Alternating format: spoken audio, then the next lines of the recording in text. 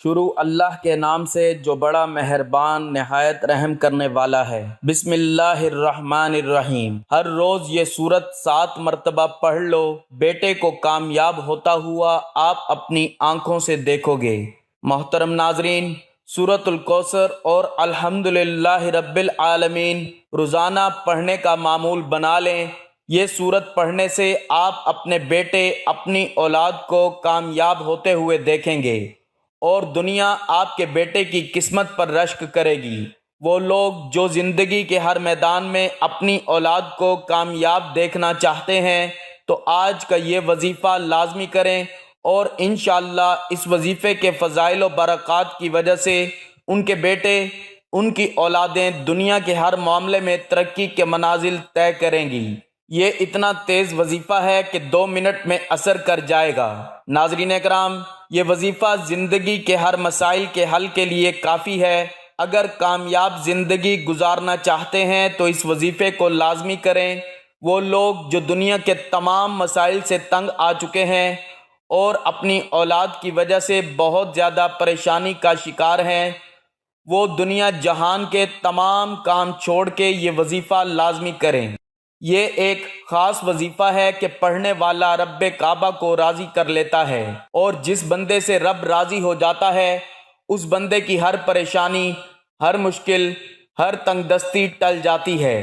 سورۃ کوثر اور الحمدللہ رب العالمین کے کمالات ہر کوئی جانتا ہے، لیکن اگر کوئی نہیں جانتا تو آج یہ وظیفہ بتائے گئے طریقے سے ایک بار میرے کہنے پر کر کے دیکھیں، آپ تمام وظیفوں کو بھول جاؤ گے۔ صرف ایک بار پڑھنے کی دیر ہے۔ یہ وظیفہ آج تک جس کسی کو بتایا، جس نے پڑھا، رب نے بے شمار رحمتوں برکتوں سے نوازا۔ یہ وہ صورت ہے جس سے آپ کی تمام پریشانیاں ختم ہو جاتی ہیں، اور اس عمل کی برکت سے آپ کی اولاد کی تمام پریشانیاں دور ہو جائیں گی، اور آپ کی اولاد دن دگنی رات چگنی ترقی کرے گی انشاءاللہ۔ ایک صاحب حضرت علی مولا شیر خدا مشکل کشا کی بارگاہ میں حاضر ہوئے اور فرمایا کہ میں تنگ دست ہوں، گھر کے حالات خراب ہیں، بیٹے کا کاروبار نہیں ہے، وہ رزق کی وجہ سے پریشان ہے، تنگ دست ہے۔ مولا علی نے فرمایا جاؤ استغفار کرو۔ ایک دوسرا شخص آیا، کہا میں بے اولاد ہوں، پریشان ہوں، نرینہ اولاد دے دیجئے۔ مولا علی نے فرمایا جاؤ استغفار کیا کرو، جاؤ استغفار کرو۔ ایک تیسرا شخص آیا، اس نے کہا مولا علی میرے گھر میں پریشانیاں ہیں، اپنا مسئلہ بیان کیا۔ مولا علی نے فرمایا جاؤ استغفار کرو۔ وہ تینوں شخص چلے گئے۔ پاس بیٹھے ایک بندے نے مولا علی شیر خدا مشکل کشا سے پوچھا کہ مولا علی آپ کے پاس 3 بندے آئے، تینوں نے اپنے مختلف مسائل پیش کیے، اور آپ نے تینوں کو استغفار کا ہی ذکر کیوں کہا؟ تو مولا علی نے فرمایا کہ آج ہماری تباہی اور بربادی کی سب سے بڑی وجہ ہمارے گناہ ہیں۔ اگر کسی کا رزق تنگ ہوتا ہے تو وہ توبہ کرے، اگر پریشانیاں کسی کی جان نہیں چھوڑ رہی تو وہ توبہ کرے، اگر کسی پر آزمائش آتی ہے تو وہ توبہ کرے، اگر کسی کے گھر فاقے ہیں، غربت ہے تو وہ توبہ کرے۔ توبہ کا ذکر، استغفار رب کو راضی کر لیتا ہے، رب کو منا لیتا ہے، اور جس بندے سے رب راضی ہو جاتا ہے پھر اسے مانگنا نہیں پڑتا، اسے غیبی خزانوں سے دے دیا جاتا ہے۔ مولا علی نے فرمایا کہ جب کبھی آپ پر مشکل وقت آ جائے استغفار کرو، اور بعض اوقات انسان سے جانے انجانے میں کوئی ایسا گناہ، کوئی ایسی بات، کوئی ایسا عمل ہو جاتا ہے کہ وہ بندہ رب کی پکڑ میں آ جاتا ہے، اور جب بندہ رب کی پکڑ میں آ جائے تو پھر دنیا کے کوئی جادو جنات، کوئی بھی وظیفے، کوئی اعمال، کوئی بھی عمل آپ کا فائدہ مند نہیں رہتا۔ جب تک آپ اپنے گناہوں کی سچی توبہ نہیں کر لیتے آپ کامیاب ہو ہی نہیں سکتے۔ اس لیے خدا را آپ نے سب سے پہلے اپنے گناہوں کی سچی توبہ کرنی ہے۔ محترم ناظرین، یہ کامیابی کا راز آپ کو بتا رہا ہوں۔ میں لوگوں کے وظائف سنتا ہوں، لوگ بڑے بڑے وظائف بتاتے ہیں، بڑے بڑے درس دیتے ہیں، لیکن خدا را ہم میں سے، آپ میں سے بہت سے لوگ ان باتوں کو پہلے سے جانتے ہیں مقصد کیا ہے کہ کوئی ایسا عمل بتا دیا جائے جو ہمیں واقعی کامیاب کر دے۔ تو استغفار ایک ایسا عمل ہے جو ہمیں گناہوں سے چھٹکارا دلا سکتا ہے۔ ناظرین اکرام، ہمارے گناہ ہی ہیں جس کی وجہ سے ہماری تباہی و بربادی بڑھتی جا رہی ہے اور ختم ہونے کا نام نہیں لے رہی۔ آپ اس تباہی و بربادی سے بچنا چاہتے ہیں تو استغفار کی کثرت کریں۔ استغفار کے لغوی معنی مغفرت طلب کرنا ہے، اور مغفرت گناہ کے شر سے بچنے کو کہتے ہیں۔ دین اسلام میں استغفار کی بڑی اہمیت ہے، اور قرآن کریم میں بہت ساری آیات موجود ہیں جو مغفرت و استغفار کے بارے میں بتاتی ہیں۔ کچھ آیات اس کے بارے میں حکم دیتی ہیں، کچھ اس کی طلب کے بارے میں ہیں، اور کچھ اس کی تعریف بیان کرتی ہیں۔ سورۃ النساء میں اللہ رب العزت نے نبی محترم محمد صلی اللہ علیہ وآلہ وسلم کو حکم دیا اور فرمایا، اور اللہ تعالیٰ سے بخشش مانگو، بے شک وہ بخشش کرنے اور مہربانی کرنے والا ہے۔ سورۃ المزمل میں رب کریم نے مومنوں کو اس بارے میں حکم دیا، اور اللہ تعالیٰ سے بخشش طلب کرتے رہو، یقیناً وہ بخشنے والا مہربان ہے۔ ختم المرسلین صلی اللہ علیہ وآلہ وسلم کا فرمان ہے، اور میں اللہ سے دن میں 100 بار بخشش مانگتا ہوں، جس سے استغفار کی اہمیت و افادیت واضح ہوتی ہے۔ استغفار کے ثمرات میں گناہوں کی بخشش، اللہ کی رضا اور اس کی محبت و رحمت، عذاب کا ٹل جانا، کثرت سے خیر و برکت اور دلوں کا روشن اور درجات کا بلند ہونا، زہد و تقوی پیدا ہونا، وقار اور بردباری میں اضافہ، روزی میں کشادگی، مال و دولت میں اضافہ، بلاؤں اور مصیبتوں سے دوری، جسمانی و روحانی قوت میں اضافہ، اور بندے کا اپنے خالق کی محبت کی طرف رجحان، اور اللہ تعالیٰ کی محبت کے آگے دوسری دنیاوی نعمتوں سے بے نیاز ہونا، اور بندے میں دیگر صفات کا پیدا ہونا شامل ہے۔ جہاں استغفار کے بے شمار فائدے ہیں، وہاں کچھ شرائط بھی ہیں۔ ان میں اولین یہ ہے کہ اللہ تعالیٰ کو حاضر و ناظر ماننا، اور اس کے لیے دل میں جذبہ اخلاص کا موجزن ہونا، اور عاجزی و انکساری کے ساتھ اللہ تعالیٰ کی طرف متوجہ ہونا، اور خشوع و خضوع کے ساتھ اس کے احکامات کو سمجھنا اور ان پر عمل کرنا۔ جبکہ استغفار کے آداب میں طہارت، جسمانی و روحانی کا ہونا بھی ضروری ہے۔ استغفار کے اوقات وقت سحر کے علاوہ پچھلی رات کو اللہ سے بخشش مانگنا۔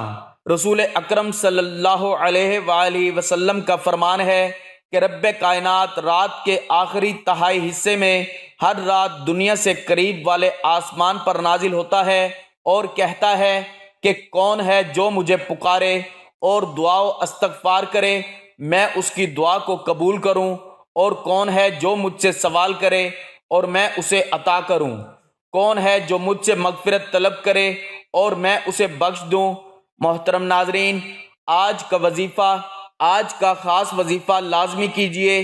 آپ بے روزگار ہیں، آپ بے اولاد ہیں، آپ قرض دار ہیں، آپ کا کاروبار نہیں چل رہا، آپ کے گھر میں مسائل ہیں، آپ کی جتنی بھی پریشانیاں، جتنے مسائل، جتنی رکاوٹیں، جتنی بندشیں ہیں، یہ سب ختم ہو جائیں گی اگر آپ سورۃ الکوثر اور الحمدللہ رب العالمین کا وظیفہ کریں گے، کیونکہ یہ ایک ایسی آیت ہے جو اللہ تعالیٰ کی پاکی کو بیان کرتی ہے اور اللہ تعالیٰ کا شکر ادا کرنے کی ہمیں توفیق عطا کرتی ہے۔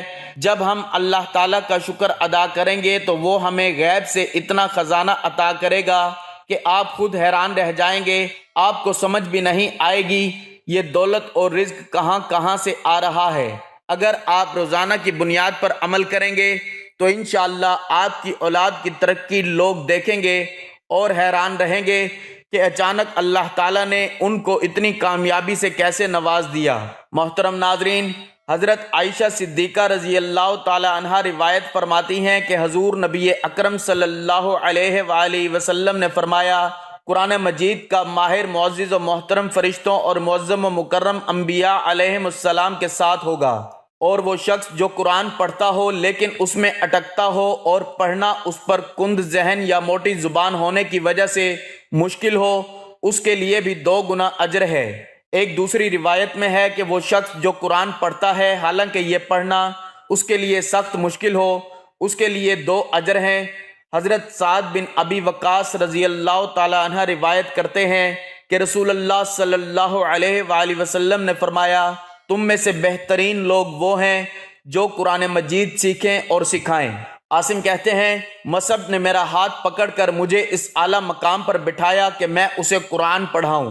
حضرت ابو موسیٰ اشعری رضی اللہ تعالیٰ عنہ سے روایت ہے کہ حضور نبی اکرم صلی اللہ علیہ وآلہ وسلم نے فرمایا جو بندہ مومن قرآن مجید پڑھتا رہتا ہے اس کی مثال مالٹا کی طرح عرب کے ایک لذیذ پھل کی سی ہے جس کی خوشبو بھی اچھی اور مزہ بھی خوب اور پاکیزہ ہوتا ہے، اور وہ بندہ مومن جو قرآن نہیں پڑھتا اس کی مثال خشک کھجور کی سی ہے جس میں خوشبو تو نہیں ہوتی البتہ ذائقہ شیریں ہوتا ہے، اور وہ منافق جو قرآن مجید پڑھتا ہے اس کی مثال ریحانہ گلاب کے پھول کی سی ہے کہ اس کی خوشبو اچھی اور ذائقہ کڑوا ہوتا ہے، اور اس منافق کی مثال جو قرآن پاک کی تلاوت نہیں کرتا حنظلہ تما کی سی ہے کہ اس میں خوشبو بالکل نہیں ہوتی اور ذائقہ بھی کڑوا ہوتا ہے۔ ایک اور روایت میں منافق کے بجائے فاجر یعنی بدکار کے الفاظ ہیں۔ حضرت ابو ہریرہ رضی اللہ تعالیٰ عنہ سے روایت ہے کہ حضور نبی اکرم صلی اللہ علیہ وآلہ وسلم نے فرمایا حسد رشک تو بس دو آدمیوں سے ہی کرنا جائز ہے، پہلا وہ شخص جسے اللہ تعالیٰ نے قرآن پڑھنا و سمجھنا سکھایا تو وہ رات اور دن کے اوقات میں اس کی تلاوت کرتا ہے، اس کا پڑوسی اسے قرآن پڑھتے ہوئے سنتا ہے تو کہہ اٹھتا ہے کہ کاش مجھے بھی اس کی مثل قرآن عطا کیا جاتا تو میں بھی اسی طرح عمل کرتا جس طرح یہ کرتا ہے۔ اور دوسرا وہ شخص جسے اللہ تعالیٰ نے مال بخشا ہے اور وہ اسے اللہ تعالیٰ کی راہ میں صرف کرتا ہے، دوسرا شخص اسے دیکھ کر کہتا ہے کاش مجھے بھی اتنا مال ملتا جتنا اسے ملا ہے تو میں بھی اسی طرح عمل کرتا جس طرح یہ عمل کرتا ہے۔ محترم ناظرین، اولاد کی کامیابی میں ہی والدین کی خوشی ہے۔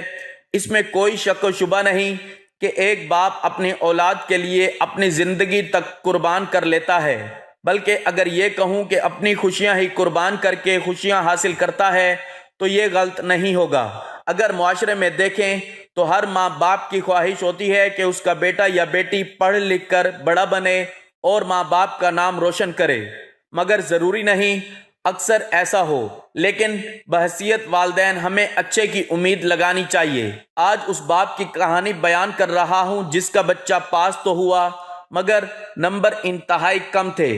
باپ کو دکھ بہت ہوا مگر بیٹے سمیت کسی کو محسوس نہیں ہونے دیا، اور بیٹے کا ہاتھ پکڑ کر ساتھ لے گیا اور ایک بیکری سے مٹھائی لی اور واپس گھر آیا، اور پھر بیٹے کو ساتھ لے کر محلے کے ایک ایک گھر میں مٹھائی تقسیم کرتا گیا اور ساتھ میں کہتا رہا یہ دیکھو میرا بیٹا پاس ہو گیا ہے، 36% نمبر لیے ہیں، آج میں خوش ہوں میرا بیٹا اتنے اچھے نمبروں سے پاس ہو گیا ہے۔ یہ دیکھ کر محلے والے بھی حیران ہو گئے کہ 36% نمبر پر اتنی خوشی، لیکن کوئی کچھ نہ کہہ سکا مٹھائی جو کھانی تھی۔ اب بچہ دل میں خوش ہوا کہ اس نے اتنے اچھے نمبر لیے ہیں، اس کا جذبہ آسمان کی بلندیوں کو چھونے لگا، اور اس نے دل میں سوچا کہ اب اور محنت کر کے اپنے باپ کو اور خوش کروں گا، اور پھر اس بچے میں ایک نیا جذبہ پیدا ہوا اور اس نے دل لگا کر پڑھائی شروع کی، اور اگلے امتحان میں اس نے اچھے نمبر لیے اور یوں اگلے سال سکول ٹاپ کر گیا۔ یوں اگر تمام والدین سوچ کو بدلیں، نہ کہ بچوں کو ٹارچر کریں، جسے بچے ذہنی طور پر مفلوج ہو جاتے ہیں اور پڑھائی سے متنفر ہو جاتے ہیں، لہٰذا ہمیں بچوں کی ترقی چاہیے تو ان کی ذہنی ترقی ضروری ہے، تب جا کے ہمیں نتائج ملیں گے۔ اللہ جل شانہ نے آپ صلی اللہ علیہ وآلہ وسلم کے دنیا میں تشریف لانے کے بعد سے قیامت تک کے انسانوں کی ہدایت کے لیے اپنی کتاب قرآن مجید نازل فرمائی ہے۔ قرآن مجید دنیا کی واحد ایسی کتاب ہے جس میں قیامت تک کے انسانوں کے لیے اللہ جل شانہ کی رضا کے مطابق زندگی گزارنے کے احکامات موجود ہیں۔ جو شخص قرآن مجید کے احکامات کے مطابق زندگی گزارے گا وہی صراط مستقیم پر چلنے والا ہوگا۔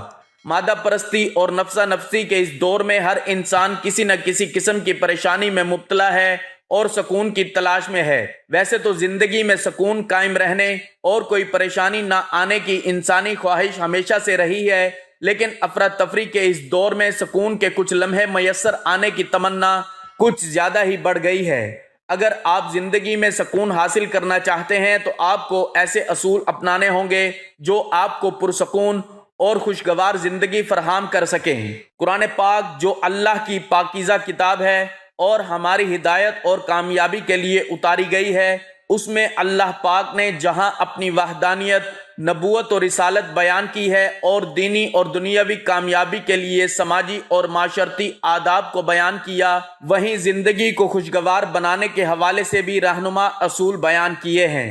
ان اصولوں کو جان کر اگر ان پر عمل کیا جائے تو زندگی کی بہت سی پریشانیوں اور مشکلات کو ختم کر کے اسے خوشگوار بنایا جا سکتا ہے۔ پارہ 26 سورۃ حجرات میں اللہ رب العزت نے ان الفاظ کے ساتھ یہ اصول ارشاد فرمایا ہے: اے ایمان والو، بہت زیادہ گمان کرنے سے بچو، بے شک کوئی گمان گناہ ہو جاتا ہے، اور پوشیدہ باتوں کی جستجو نہ کرو اور ایک دوسرے کی غیبت نہ کرو۔ کیا تم میں سے کوئی پسند کرے گا کہ اپنے مرے ہوئے بھائی کا گوشت کھائے تو یہ تمہیں ناپسند ہوگا۔ اسلام نے یہ بات واضح کر دی ہے کہ جس دنیا میں تم ہو وہ عارضی، مختصر اور ناپائیدار ہے، اور اس میں تمہارا قیام و قرار بھی بہت تھوڑا ہے۔ اس کے مقابلے میں ایک اور دنیا جسے آخرت کہا جاتا ہے وہ پائیدار اور کبھی نہ ختم ہونے والی ہے۔ وہاں کا قیام و قرار بھی طویل اور ہمیشہ باقی رہنے والا ہے۔ قرآن مجید میں ارشاد ہے: اور دنیا کی یہ زندگی تو محض عارضی، مختصر اور کھیل تماشا ہے، البتہ آخرت کے گھر کی زندگی ہی حقیقی زندگی ہے۔ کاش یہ جانتے ہوتے۔ یہ معلوم ہو جانے کے بعد کہ دنیا بھی عارضی ہے اور یہاں کا قیام بھی عارضی ہے، اس کے باوجود مستقل اسی میں پڑ جانا نادانی بلکہ بے عقلی کی علامت ہے۔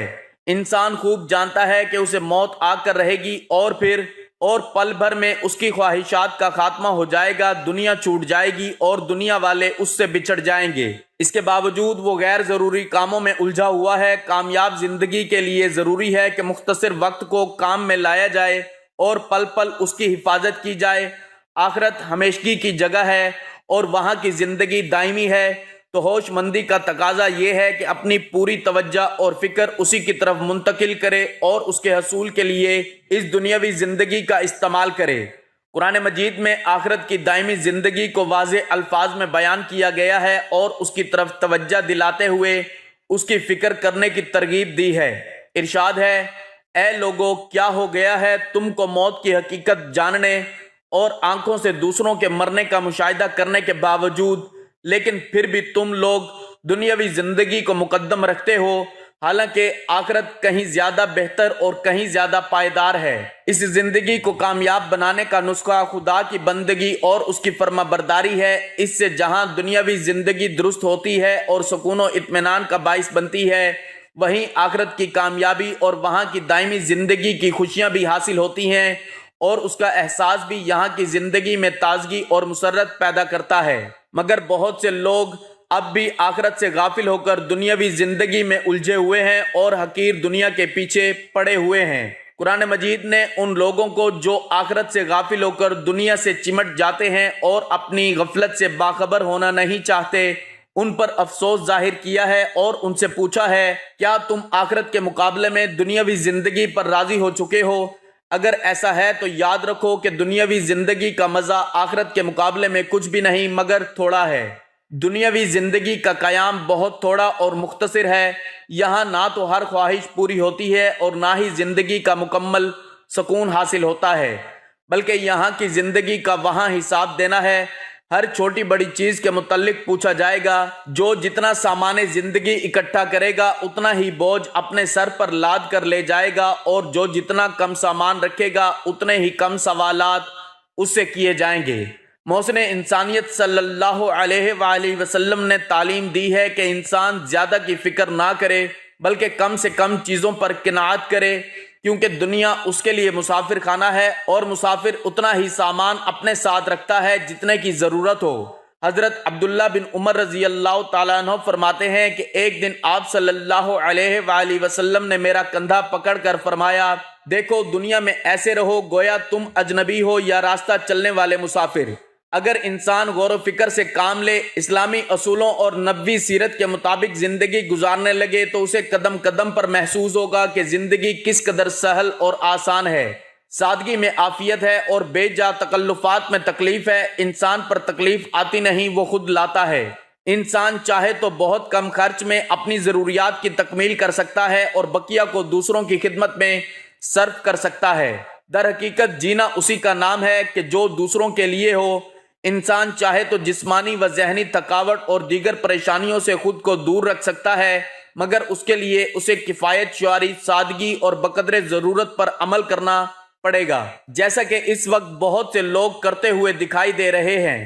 موجودہ حالات نے ہمیں بہت کچھ سکھایا ہے، بس ہمیں سمجھنے اور سیکھنے اور اس کے مطابق اپنی زندگی کو ڈھالنے کی ضرورت ہے۔ اگر ہم زندگی میں سکون و اطمینان چاہتے ہیں اور بقیہ زندگی کو پربہار بنانے کا ارادہ رکھتے ہیں تو قرآنی و نبوی نسخہ پر عمل کرنا ہوگا۔ دنیا میں بقدر ضرورت ہی دل لگانا ہوگا، آخرت کی فکر و تیاری کرنی ہوگی جو آخری اور ابدی گھر ہے، اور دنیا میں اتنا ہی سامان رکھنا ہوگا جتنا کہ اٹھانے کی ہمت ہو اور اس کا حساب دینے کی ہم میں طاقت و صلاحیت ہو۔ یقیناً جو انسان آخرت کی فکر کرتا ہے وہ دنیا کے غم سے نجات پا جاتا ہے، اور جو آخرت کی عظیم نعمتوں سے بہرہ ور ہونا چاہتا ہے وہ دنیا کی حقیر چیزوں میں نہیں الجھتا۔ اس کے نتیجے میں وہ دنیا کے غم سے آزاد ہو کر زندگی گزارتا ہے اور کہتا ہے زندگی تو کتنی آسان ہے۔ ناظرین، وقت کی نزاکت کو مد نظر رکھتے ہوئے آئیے آج کے وظیفے کی طرف چلتے ہیں۔ آپ نے یہ وظیفہ روزانہ کسی بھی نماز کے بعد پڑھنا ہے۔ باوضو مصلی پر بیٹھ کر آپ نے سب سے پہلے ایک بار اعوذ باللہ من الشیطان الرجیم پڑھنا ہے اور ایک بار بسم اللہ الرحمن الرحیم پڑھ کے وظیفے کا آغاز کرنا ہے۔ نبی کریم صلی اللہ علیہ وآلہ وسلم کی ذات اقدس پر 3 مرتبہ درود پاک پڑھنا ہے۔ درود پاک آپ صلی اللہ علیہ وآلہ وسلم پڑھ سکتے ہیں، یا صلی اللہ علی محمد پڑھ لیں، یا نماز والا درود ابراہیم پڑھ لیں، تو اس سے بڑھ کر اور کچھ بھی نہیں۔ ایک مرتبہ میرے ساتھ بھی درود پاک پڑھ لیں تاکہ ثواب ہو۔ اللہم صلی علی محمد وعلی آل محمد کما صلیت علی ابراہیم وعلی آل ابراہیم انک حمید مجید۔ اللہم بارک علی محمد وعلی آل محمد کما بارکت علی ابراہیم وعلی آل ابراہیم انک حمید مجید۔ آپ نے درود پاک پڑھتے ہی سب سے پہلے عاجزی کے ساتھ اپنے مقصد کی نیت کرنی ہے۔ مقصد جتنا بڑا ہو یہ نہ دیکھنا کہ یہ ناممکن ہے، دیکھو کہ مانگ کس ذات سے رہے ہو۔ جو عرش الہی کا رب ہے، خزانوں کا مالک ہے، آپ اس رب سے مانگ رہے ہو جس کے قبضہ قدرت میں دونوں جہانوں کی بادشاہت ہے، اور وہی آپ کو عطا کرے گا۔